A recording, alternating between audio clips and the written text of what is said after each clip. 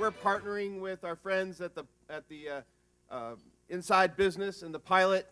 What a great partnership that is continued to be. We're in our second year with them, and collectively we're also sponsoring a TV show on Cox Channel 11 on Tuesday nights at 7:30 and at noon on Thursdays, where we really take this format, wait about 2 weeks to a month, and then do a follow-up session with many of these same panelists, and to really continue to ask some probing questions and to get to know the topic even better. As you know, there are a lot of moving parts to this thing we call our regional economy. One of the biggest, of course, is the Port of Hampton Roads. So this is a great morning for you to learn the ins and outs of the port, what it means in this economy, what the challenges are that face it, and quite frankly, I think they are considerable. We've certainly all dealt with this economic downturn. We'll find out how the port is faring in that regard.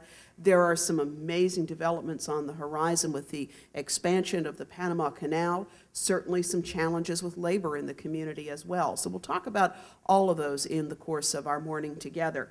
Each of our panelists has been asked to give just a couple of moments of remarks to give you a sense of their perspective on the issues.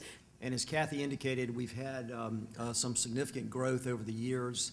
Just to give you a quick little history, going back to port unification that occurred back in the early 1980s, when the Virginia Port Authority acquired the marine terminals from the three host cities of Norfolk, Portsmouth, and Newport News.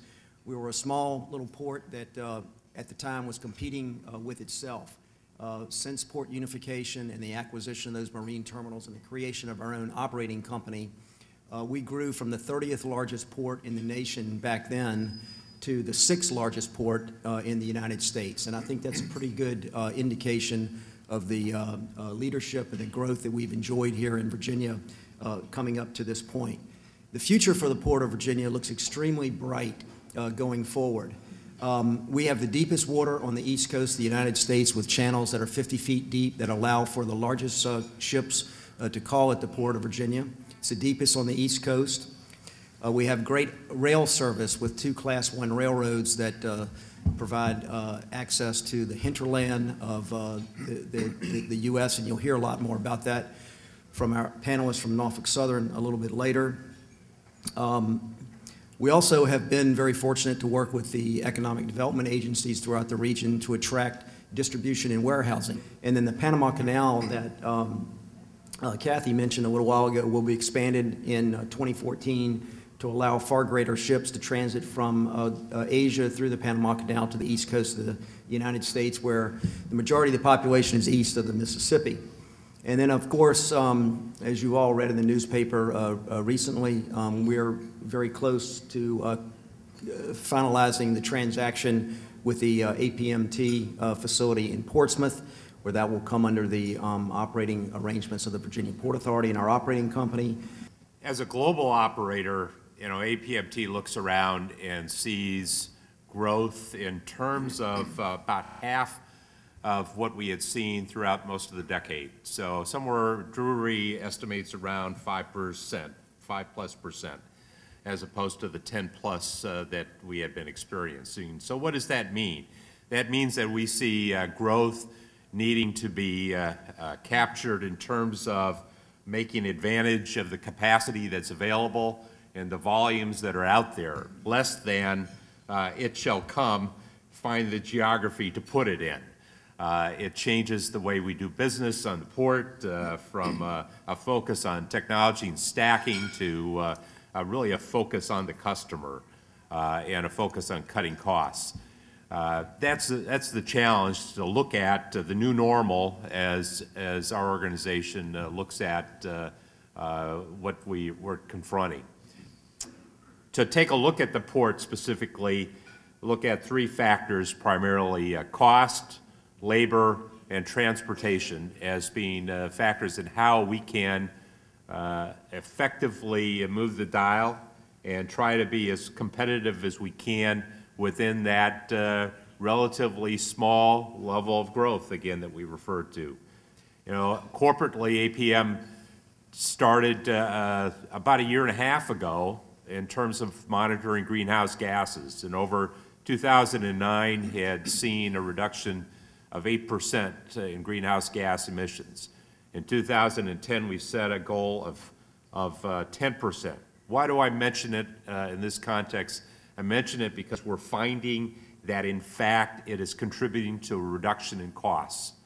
Whether it's leakage of electricity in something as simple as lights on, as we do at home, or whether it's something more exotic, such as solar panels as an alternative source, or maybe more importantly, to getting to the cost of running the business, it's the technology of actually understanding how business gets done.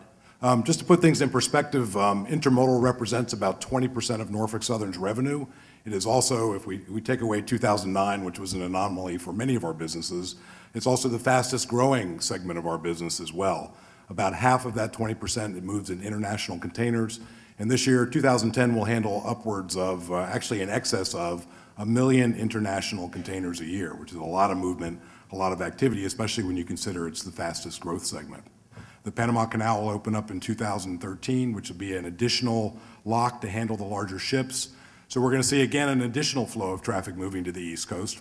Again, we focused on Hampton Roads because of the fact which Jeff Keever pointed out is there's no air draft issues with ships, there's no height restrictions, there's no water draft issues with ships, and we also have a huge amount of rail infrastructure here in Hampton Roads, which will allow us to process the business we have today and also the growth in business that we anticipate for the future. And Virginia has wonderful transportation assets that has made the company I work for extremely successful. First, we talk about the ports of Virginia. With the leadership and development there, we're seeing carrier contracts for 10 years that we never saw in the past. That has kept us extremely competitive against the other ports.